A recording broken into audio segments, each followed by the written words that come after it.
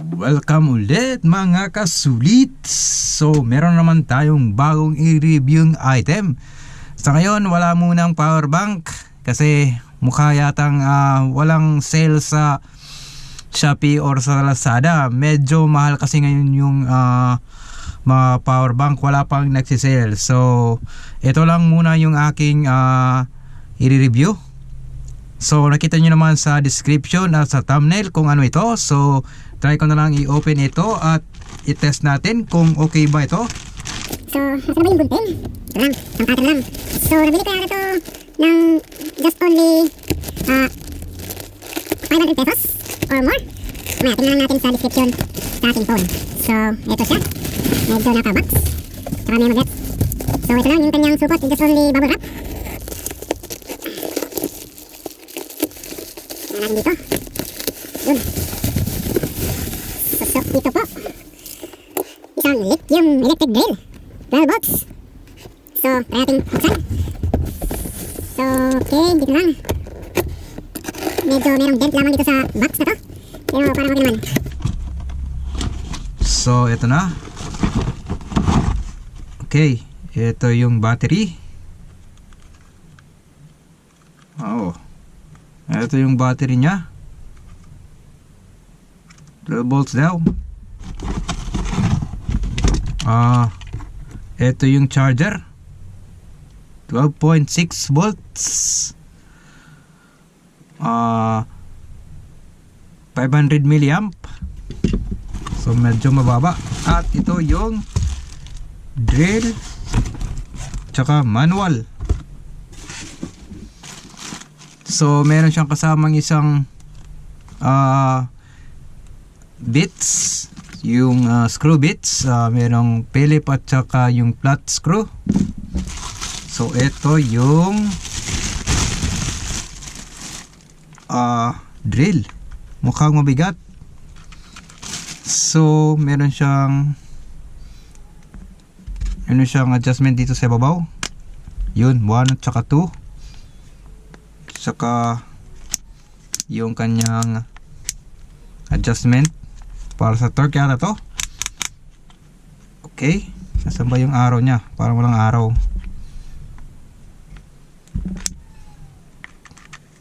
Button, left, right. Parang okay din yung build. Medyo matigas yung pagkagawa ng plastic. So medyo mabigat. So I think yata mga 2 kilo. Hindi ko alam. Tsaka ito yung kanyang, okay, hanggang ano ba yung kanyang mukhang kaya niya yung pinakamaliit na bits. So try natin, subukan natin on. Ito yung kanyang battery, medyo yata magaan. So try natin. Ano ba yun? Ito. So try natin.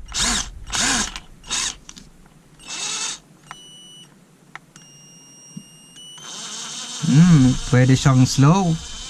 Tsaka may adjustment yung kanyang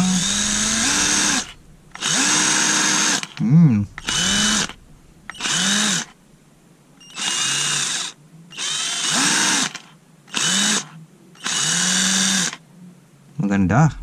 So ito siya, coreless electric drill, 12 volts, 20 Nm yung kanyang kit, made in China.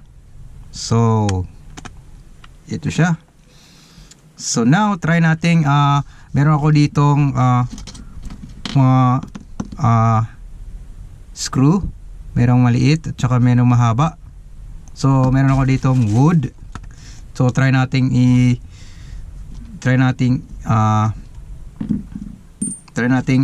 gamitin yung kanyang free drill screw bits.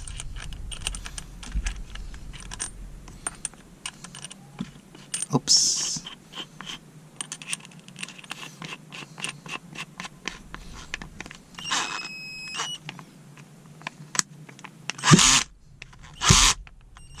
Yan.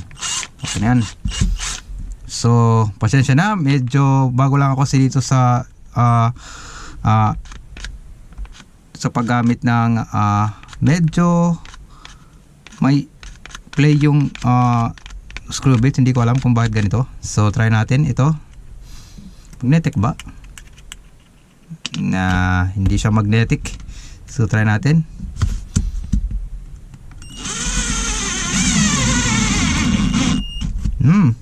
Kaya niya yung maliit. So try naman natin yung mahaba.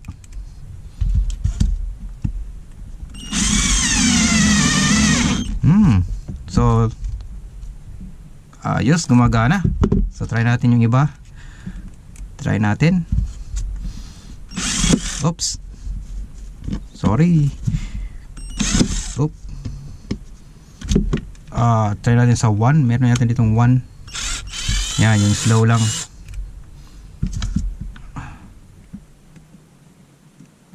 Okay.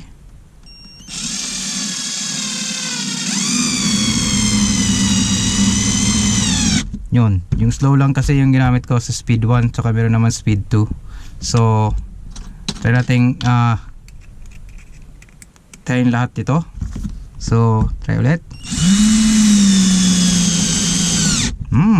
Okay, work naman. So ika-4 na mahaba. Okay, just work. Yung maliit naman ulit.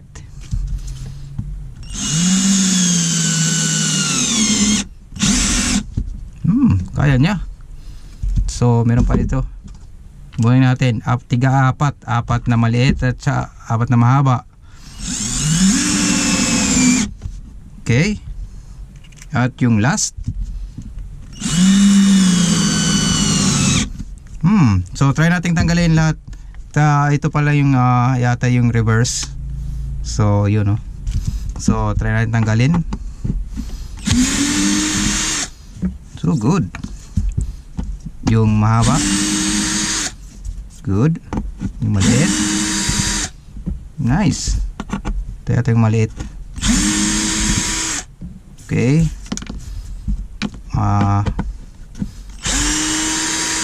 So work naman siya.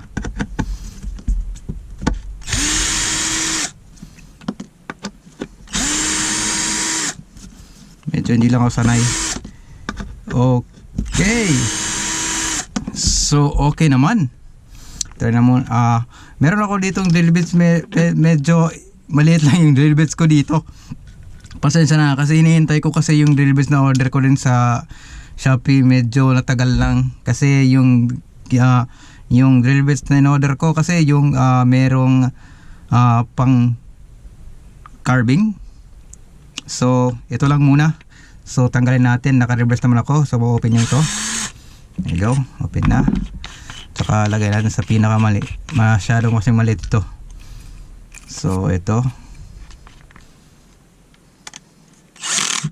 Okay. So try natin. Oops, naka-reverse.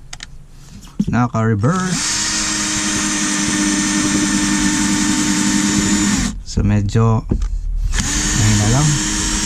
Okay naman, nag-drill naman siya. So try natin dito sa speed.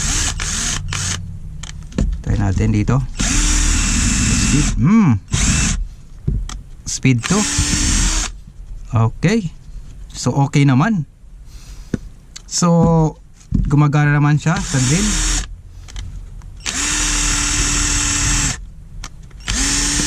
So there you go guys. Okay. Mukhang sabi sa seller, yung last na sa order ko, sabi nito single speed daw, pero meron naman siyang 2 speed, saka merong 1 at saka 2. So dito sa aking Shopee, nabili ko ito. So hanapin ko muna dito sa aking Shopee. So eto guys, medyo nag-error lang yata yung Shopee yung kanilang server. So eto na. Eto yung nakuha kong presyo nito, just only 500 85 pesos yung total. So ito siya, yung cordless lithium electric drill. So try natin, view natin sa kanilang shop. So ito sa kanila, ito yung cordless drill. Ito siya, yung mga picture. So yung nakuha kong variant ay yung ano ba yun? Itong 12 volts paper pack apps lang. So okay naman, lahat ng list ng kanilang dalawa lang kasi yung available nila ngayon. Just only yung black 2-speed 12 volts, tapos yung 12 volts pack paper. Ano, tatako lang kasi yung kalakay dito 2-speed dito. Yung in-order ko lang yung 12 volts, sabi na single speed daw, pero meron naman siya ditong speed variable. Ito. So nakuha ko lang siya ng 580 kasama rin yun yung shaping. So ngayon guys, bago natin itapusin yung video, i-open ko lang ito yung kanilang yung bato ko na to. So itong yung battery. So tinest ko sa charger nila, okay naman, gumagana. So ito siya, ayun. Tsaka ito yung charger. Kapag mag full na yan, mag green yan, kasi kapag tinanggal ko ganyan, meron siyang green.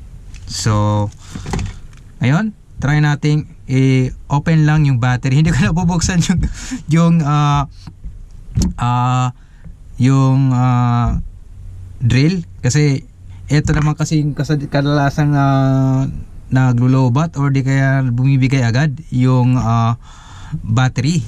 So try ko i-open at tingnan natin kung ano ba yung battery nasa loob niya, kung meron ba siyang mga safety feature, meron siyang BMS. So try nating buksan. So meron lang siyang tatlong screw. Kaya mahaba na yung ating video.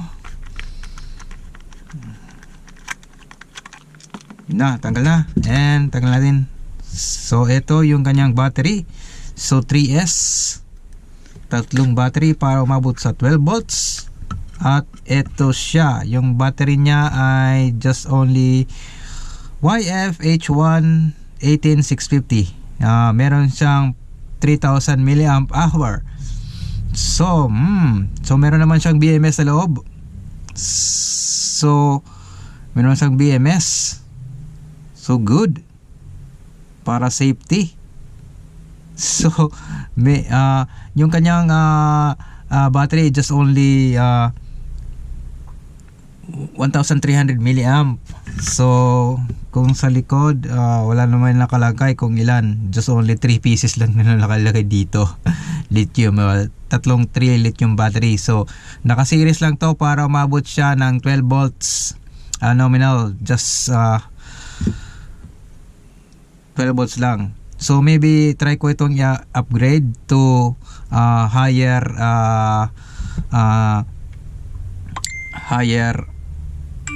capacity para naman mas matagal yung gamit natin dito, hindi madaling malobat.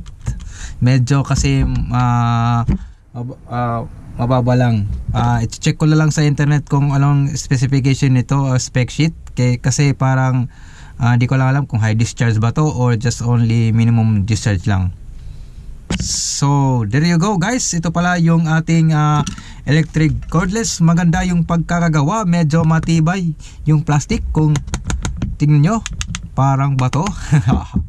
So nalimutan ko palang sabihin, may lang pala ditong LED lights para maliwanagan yung ini-screw or drills. And sulit naman. So magagamit ko to sa aking mga DIY projects sa aking isang YouTube channel. So guys, thank you for watching. You can like, share, and subscribe to my channel para sa ating mga bagong sulit na video. So see you again mga kasulit. At salamat. Ingat po tayo.